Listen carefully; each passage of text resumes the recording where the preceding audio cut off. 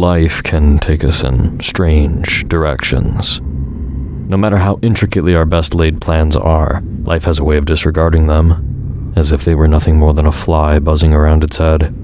For example, I wanted to be an electrical engineer, had a few colleges in mind, and was looking forward to graduating high school. Now I'm in Ketchikan, Alaska, getting ready to head north. Going to be leaving a lot of my technology here, as it'll be useless once I get to where I'm going. Which, come to think of it, is nowhere, really. I don't have a plan. But regardless, I wanted to take a moment to recount the events of the last couple of years that led me here. For starters, my name's Jake, and I've been living on the road for quite a while now.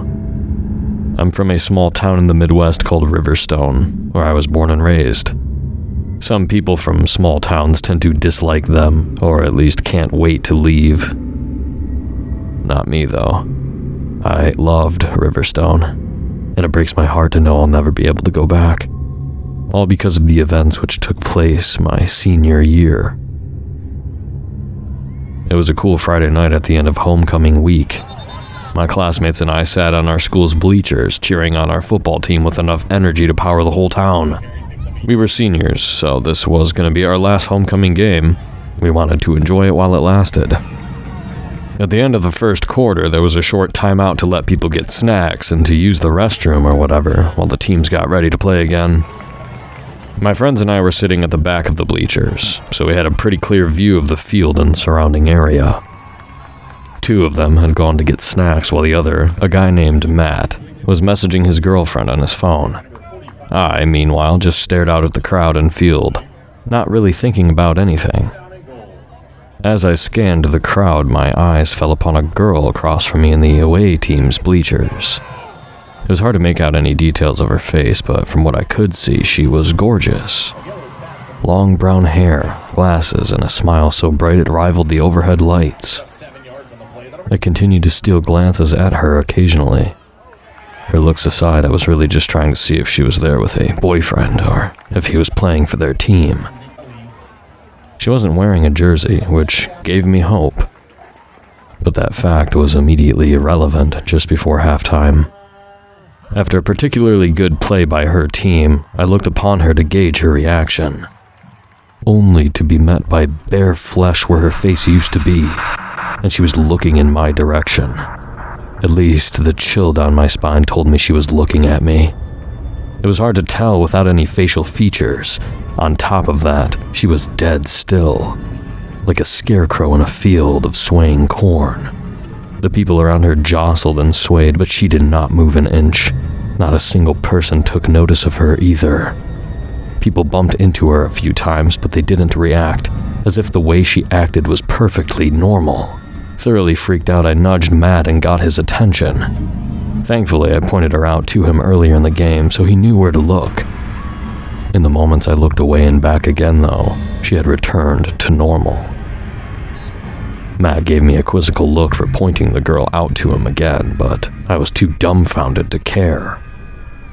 I thought maybe it was the distance, that my eyes had simply lost focus for a second and turning my head got them to refocus. An explanation which, at the time, made total sense. So, I brushed it off and continued watching the game.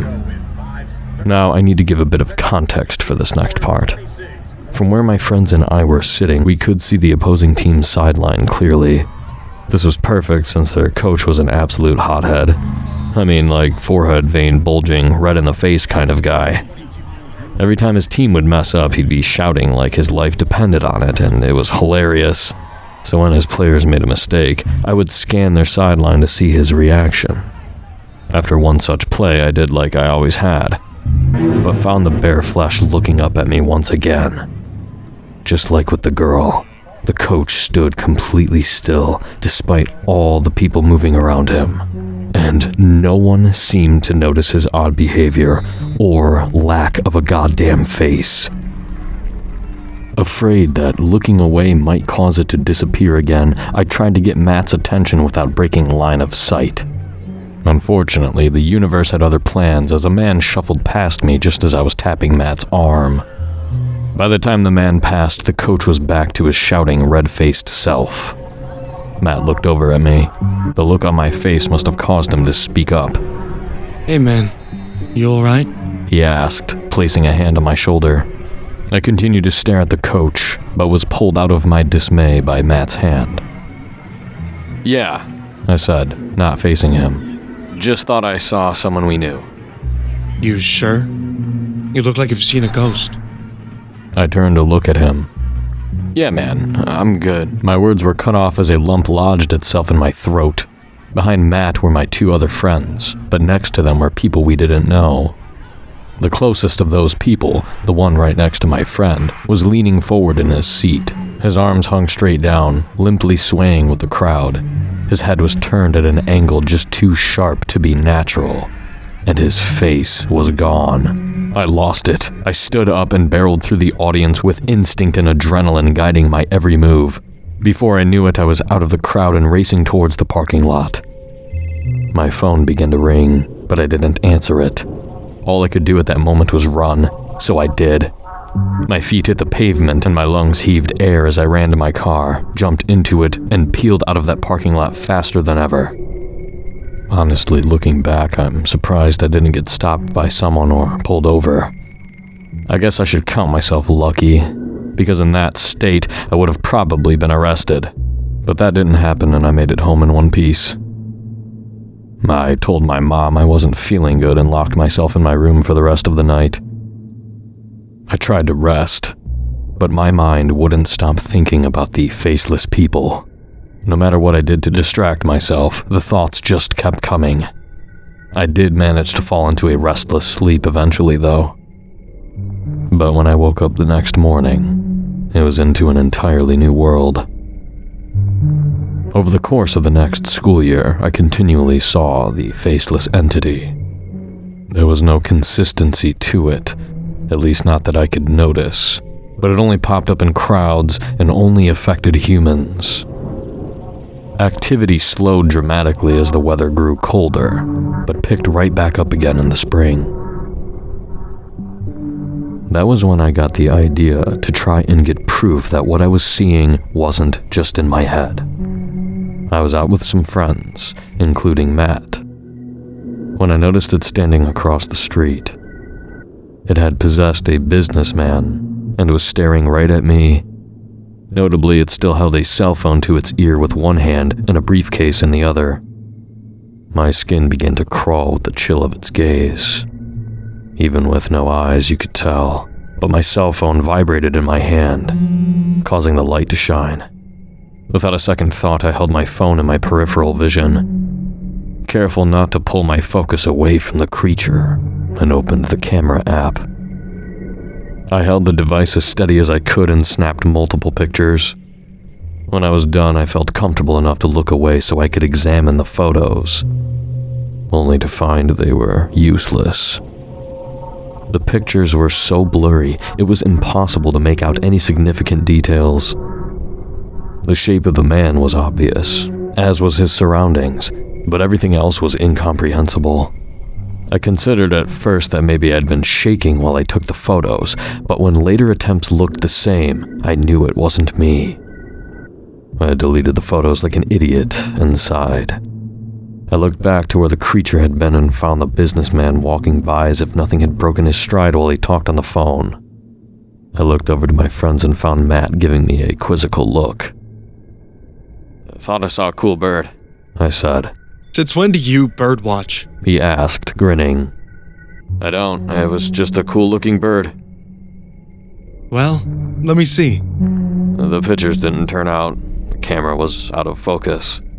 Matt gave me another look, this one a look of knowing curiosity. The subject was quickly dropped, though, and we got back to just hanging out. Ever since, I've tried multiple times to get pictures of the thing with multiple different cameras, both digital and analog, only to get the same result, a blurry image with no discernible details, which I guess could be evidence in of itself, or it's just proof that I'm a shitty photographer. From there, things continued to escalate as summer rolled in. And it got to the point where I was seeing the damn thing every single day. Even on my days off, when I never left the house, I'd see it standing in the street outside my house, just staring at me through the windows. I tried researching it, believe me, but every time I looked up something about faceless people, I'd either get Slender Man or some obscure creepypastas. I considered talking to my friends, but I thought they'd think I was crazy. Hell, at the time, I thought I was losing it. So I did the one thing I could, and confided in my parents. One thing you should know about them is that they loved me and my sister with all of their hearts, but they weren't what you would call cool parents. They could be very strict at times and were very demanding more often than not. They expected a lot from me and my sister, but it's only because they wanted us to succeed in life and never sell ourselves short. That being said, I heard them mention throughout my childhood how they didn't believe in mental illness. They thought that depression, anxiety, and even schizophrenia is something that could just be thought away. That should make it clear enough that such things don't run in my family at all, at least as far as I know. So I was scared going into the dinner. I'd had everything I wanted to say laid out in my head, and I even had a few of the better pictures I'd taken to help plead my case. My sister was staying at a friend's house, so she wouldn't be there for any fallout. It was foolproof in my mind. Mom, Dad, there's something I need to talk to you about, I said once we finished eating. At the table, my dad was sitting at the head to my right, and my mom was sitting across from me. "What's up, sweetie?" My mom asked, wiping her mouth with a napkin. Dad didn't say anything. He just tilted his head to face me. Well, I'm not sure how to explain it, I began. So I'm just gonna cut right to the chase. I pulled out the photos from my back pocket and handed them to my mom. She took them, and her expression grew confused. I've been seeing faceless people, I said, feeling ridiculous. As soon as I spoke, my mom's eyes grew wide and the color drained from her face. She threw the pictures on the floor and stood up from the table in unison with my dad. "You what?" my dad shouted, making his way around the table towards me. I stood and held my hands up defensively. "What, Dad, what's the big—" I tried to say, but was interrupted when he grabbed my shirt collar with both hands. "How long has this been happening?" he yelled. My mother retreated into the kitchen, her sobs practically shaking the walls. "I don't know, since September, I guess." "September? Why didn't you tell us sooner?" he continued to yell. I don't know. I didn't think you'd believe me. I could hardly believe it myself." I raised my voice with that last sentence, trying to gain a semblance of control. "Does your sister know?" he asked, pushing me away from the table towards the living room. "No, I haven't told anyone but you," I said while trying to keep my balance. "Good, then get the hell out of this house and don't ever come back!" "Mom!" I yelled, trying to fight back against my dad's force. "Why? Why did it have to be my baby?" she wailed from the kitchen. I struggled with my dad for a while, begging him not to do this, but his face was resolute, despite the tears welling in the corner of his eyes. In the end, though, he won out with a knee to my stomach that winded me enough to let him shove me to the floor. He dragged me by my arms across the living room and towards the front door. He opened it, picked me up to my feet, and gave me one last shove, sending me sprawling out onto the front step.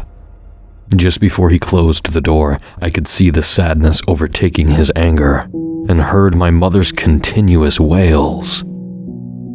For the next couple of hours, I banged on the door repeatedly, begging to be let back in. I got no response.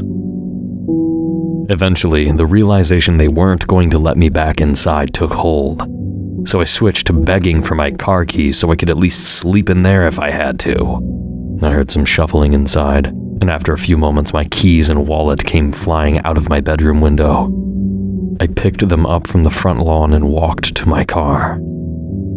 I sat there for a long time, just swimming in my thoughts and emotions, until the streetlights came on. The sudden off-white glow pulled my attention for just long enough to get my head on straight. For a moment, my emotional turmoil was buried beneath ideas of what to do or where to go next. My first thought was to call my extended family. Aunts, uncles, cousins, even my grandparents lived within driving distance. I figured I could stay with one of them and let the situation blow over, but all of my calls were rejected. Assuming my parents had contacted them, I started calling my friends. Most of them answered, but when I explained the situation, they instantly hung up. So as much as it killed me, I decided to call Matt, but not tell him the specifics of what happened. I wanted to see him in person before I told him any of that.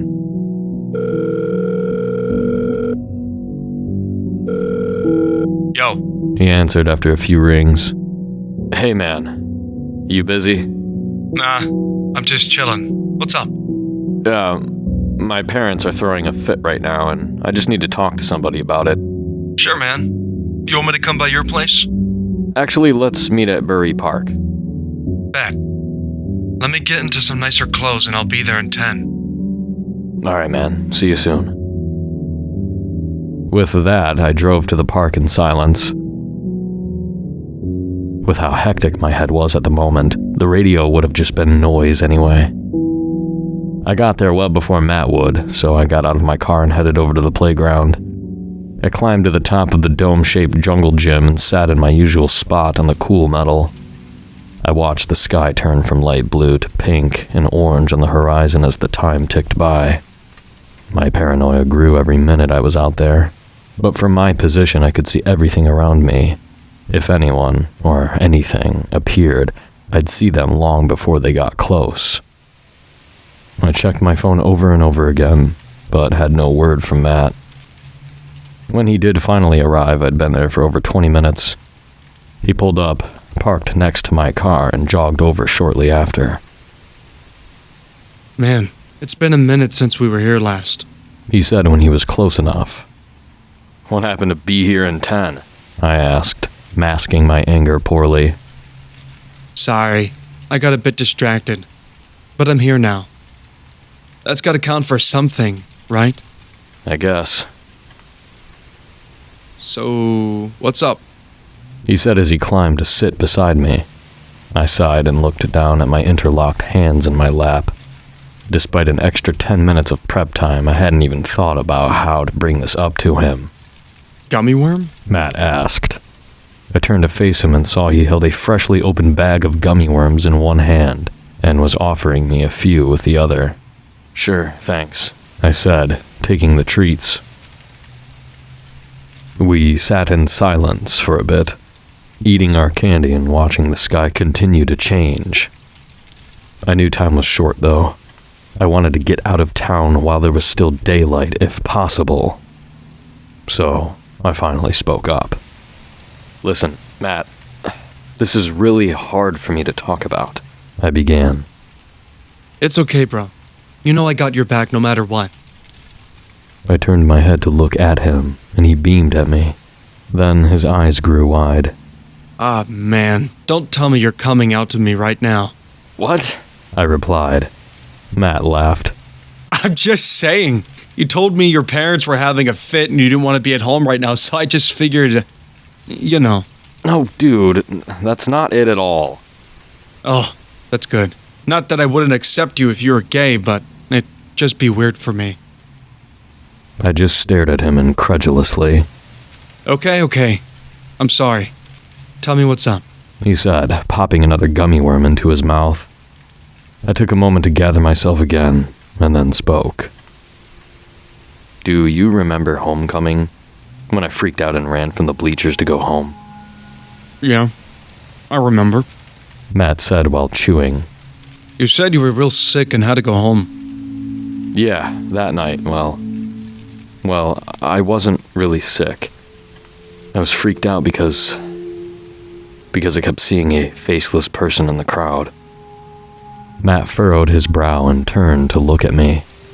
What do you mean? He asked. I then explained everything from that night onward. I explained the reason I took pictures of the businessman while we were out, and my parents' reaction when I told them about it.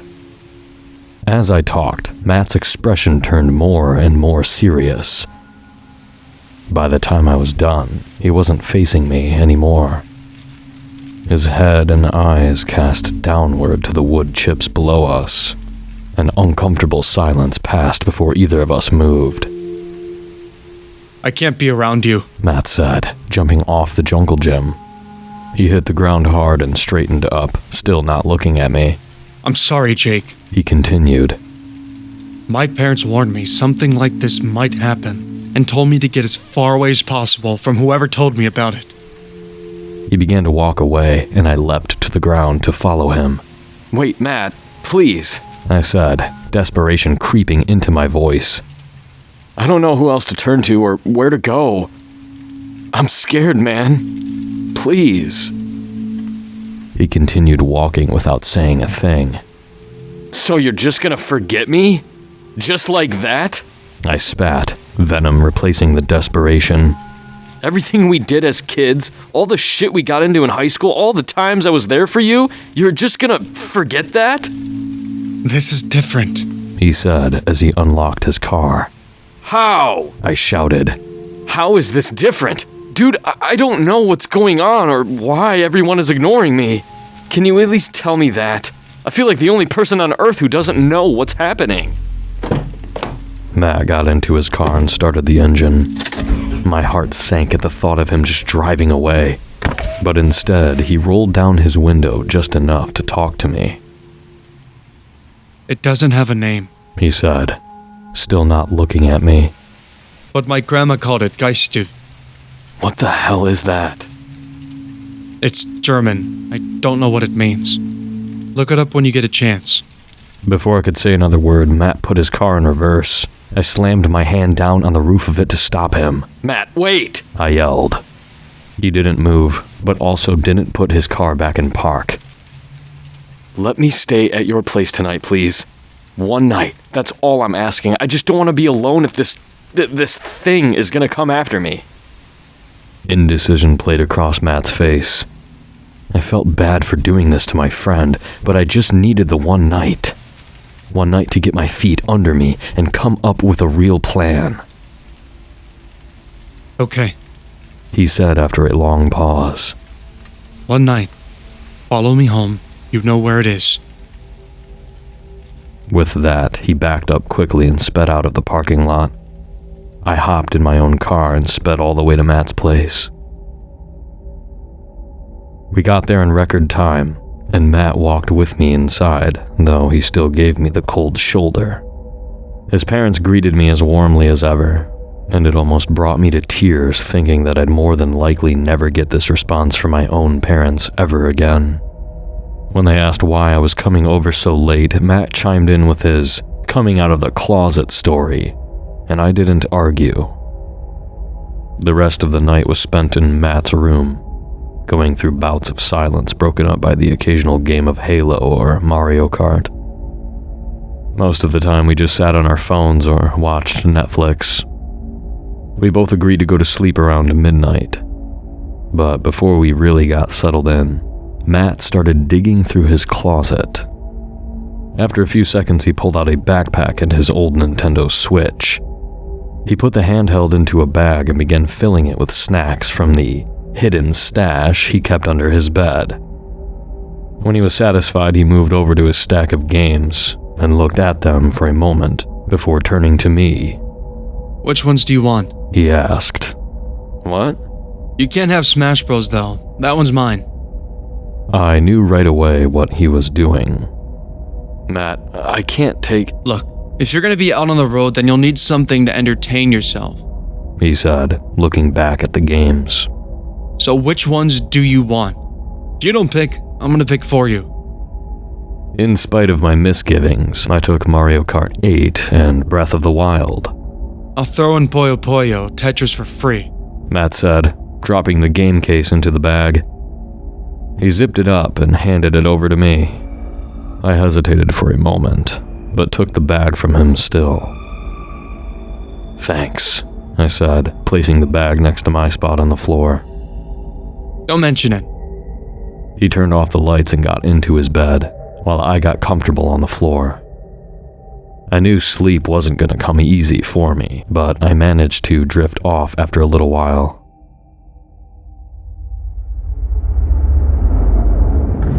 I was awoken in the middle of the night by a loud clanging downstairs.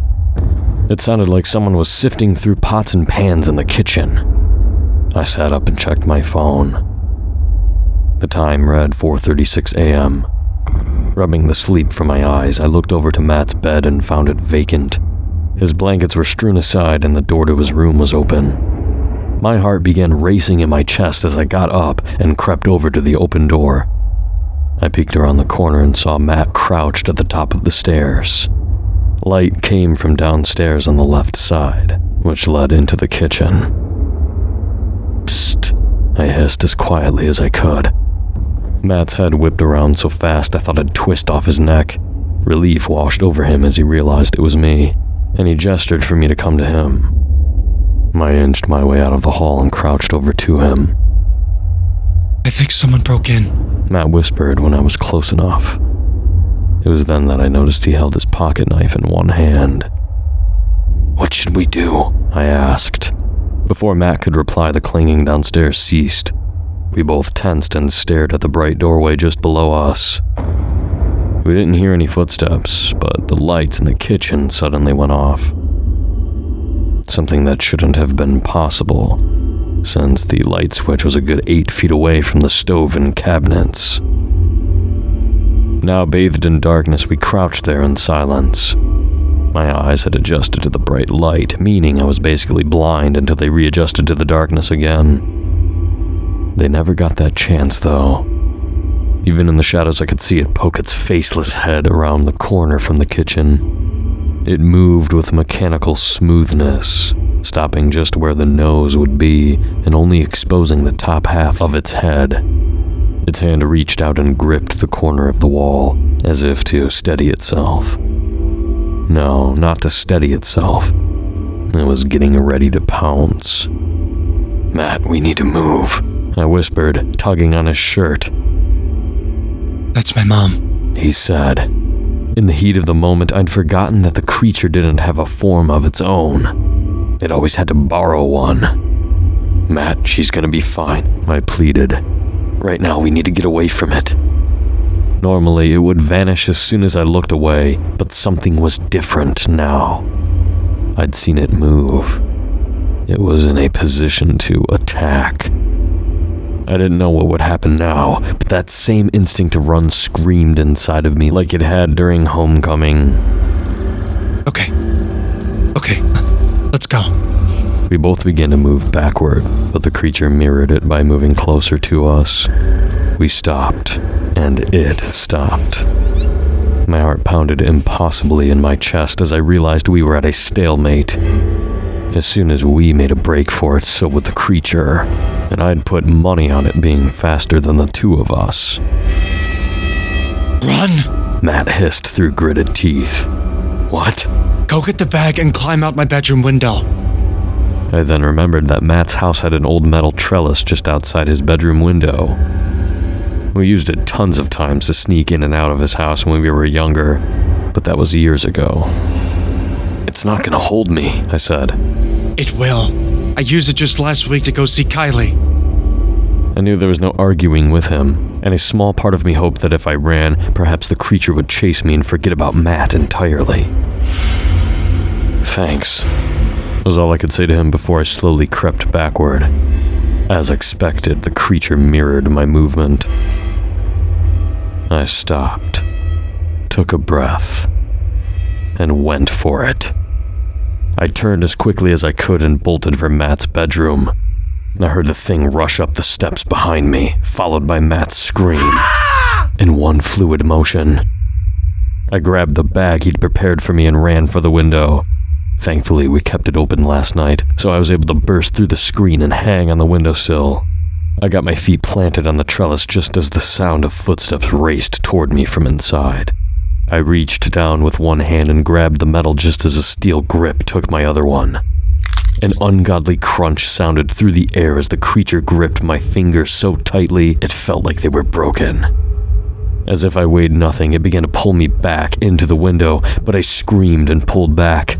My arm stretched unnaturally, and more pain flared from my wrist to my shoulder. I thought it was going to rip my arm clean off when I heard Matt scream again from the inside. He collided with the creature and stabbed the hand that held mine with his pocket knife. The creature's grip loosened and I managed to slip free. The force from my pulling caused me to fall backward off the trellis and hit the ground hard. All of my breath escaped my lungs and I laid heaving on the ground, hearing the sounds of a scuffle up in Matt's room. My friend was screaming still, but it wasn't in defiance anymore. It was terror and pain. I got to my feet and stumbled through Matt's backyard and around his house. I got to my car, started it, then laid on the horn. "Hey!" I shouted at the top of my lungs. "I'm out here, you son of a bitch!" Within seconds, the front door to Matt's house opened, revealing the thing standing there. Now that I had its attention, I put my car in reverse and peeled out of Matt's driveway before bolting down the road. I checked the rearview mirror, but didn't see it following me, which I took as a good thing. I drove for as long as my gas tank would allow me. It was about 8 a.m. when I had to pull over for gas in a town I'd never been to before. Now in broad daylight with minimal people around, I took a second to sift through my bag. I found a granola bar, ate it, then went out and paid for some gas. I continued my journey for another couple of hours until coming to a rest stop at about 10 a.m. I went inside, bought myself a lunch, and withdrew every penny I could from my bank accounts. Then, with cash in hand, I kept going. After a few more hours, I found a wayside and pulled over. I wasn't particularly tired, but I had to take a break from driving and figured this random wayside would be devoid of people for a while. I leaned back in my seat and rubbed my forehead. I reached into the bag for another snack, but my head brushed against something soft and rubbery. Confused, I pulled it out and remembered Matt's old Switch was in a cheap carrying case. With nothing better to do, I opened up the case and took out the console. That's when I noticed the cracks along the screen and realized I must have landed on it when I fell from the window. My heart sank as I stared into my own fractured reflection. I prayed that it still worked and turned on. The screen came to life with the Nintendo Switch logo, and not too long after showed a perfectly clear menu. I breathed a sigh of relief and hoped that this was a sign Matt himself was okay. Unfortunately, I left my phone charging in his room the night before, so I had no way to find out what happened. For the rest of the night, I oscillated between playing games and sitting on the trunk of my car. There wasn't much else to do, since I didn't want to drive anymore. The one night I had to plan was wasted, so I took the time to plan out my next move, but was too tired to really think of anything solid. I went to bed just as the sun began to set. When I woke up the next morning, a dense fog had settled in the area around the wayside. I couldn't see hardly 30 feet in front of me. The air was cool when I got out though, and it felt really good to stretch my legs. I soaked in the silence, thankful at first, but then it hit me that everything was too quiet. There were no bird songs, no bugs buzzing, and nothing rustled in the forest next to the wayside. Even the wind was calm. A steely fear crept into my veins, and I quickly got back into my car. The automatic headlights came to life with the engine, and their sudden brightness pulled my eyes to the front of the car. I switched to the fog light setting and was about to put the car in drive when a dull smack radiated from my passenger window. The steely fear I felt before turned to ice, freezing me in place. It was stupid to look, I know. I should have just drove off and never looked back. But humans are curious creatures, so I did look. It was still possessing Matt's mom, from what I could tell. Her pajamas were covered in mud and blood, scratches and cuts clearly visible across every inch of its body. It had one hand coated with dried blood, pressed against the glass. Everything else about it was as you'd expect, only this time, it had a face. It had taken the skin off of another person's head and stuck it onto its own like a sick mask. It had facial features like a mouth and eye sockets. But beneath them was just bare flesh. My breath froze in my throat as it reached up with another hand and pushed up the corners of the mouth, forming a smile. That's when I recognized the face of my best friend. His smile was undeniable. I don't remember much after that. Just a lot of pavement through teary eyes.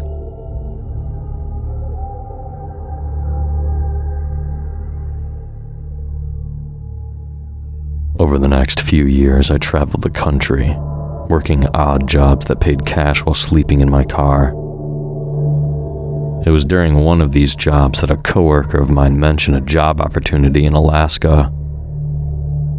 I was hesitant at first, but then I remembered the creature's aversion to cold. Nowhere in the US was colder than Alaska. So I asked him for more details and he got me in touch with the guy running everything. Suddenly, I had plans to travel to Alaska in a couple weeks. During this time, I decided against my better judgment to head back to Riverstone. It had been a long time since I was there, and I knew I'd probably never get to go back once I was in Alaska, so I went. I went to Matt's house first.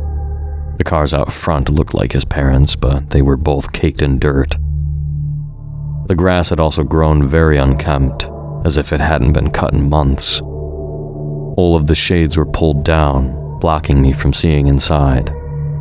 Not that I wanted to, of course. Then I went to my old house. It was abandoned, but not totally destroyed. All the doors and windows were boarded up. Trash littered the yard, and the grass looked just like Matt's. Otherwise, it was as it had been the day I left. I looked up to where my bedroom had been on the second floor and felt a tug in my heart at the memories. Jake? A female voice said from my right. I looked over and saw a girl who looked vaguely familiar, but I couldn't place a name to her face. She wore an olive green sweater with black jeans and a beat-up pair of Vans.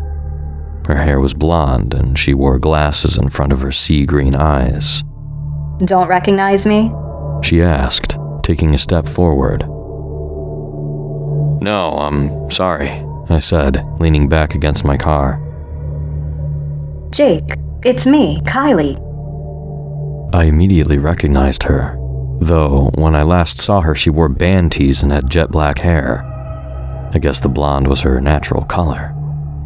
Oh my God, Kylie, I began, standing up straighter. It's okay, she said, holding up a hand. I'm not mad at you. I'm sorry, was all I could say. She pursed her lips and looked down at her shoes.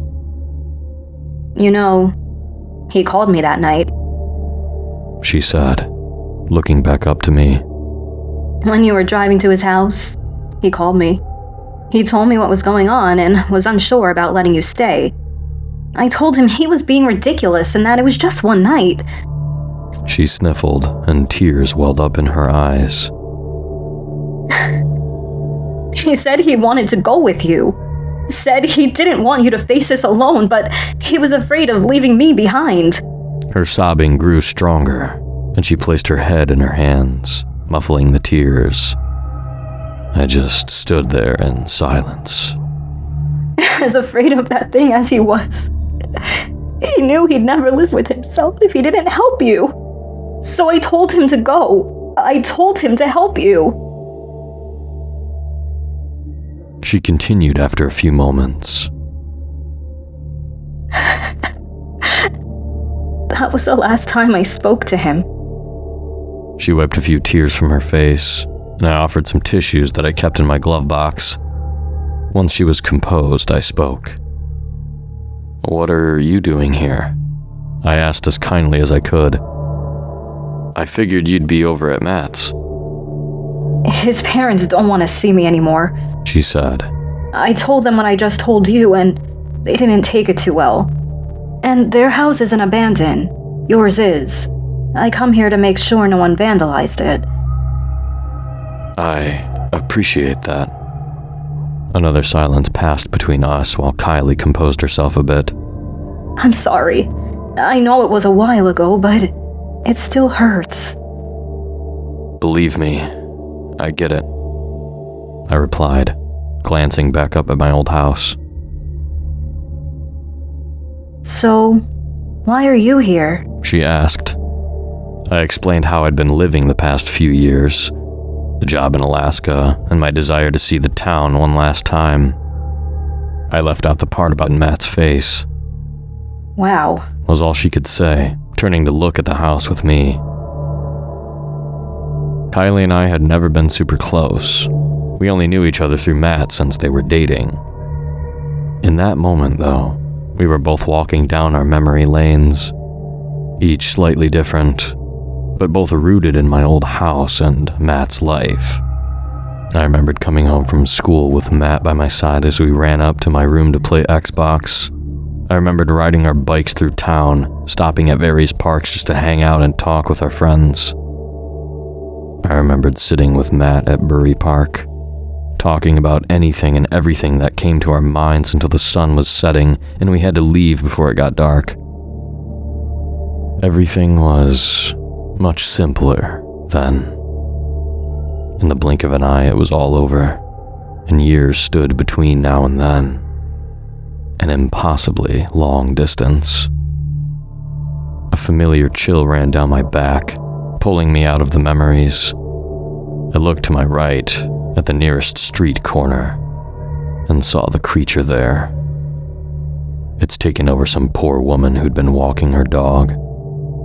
The animal tugged on its leash, urging the woman forward, but the creature didn't budge an inch.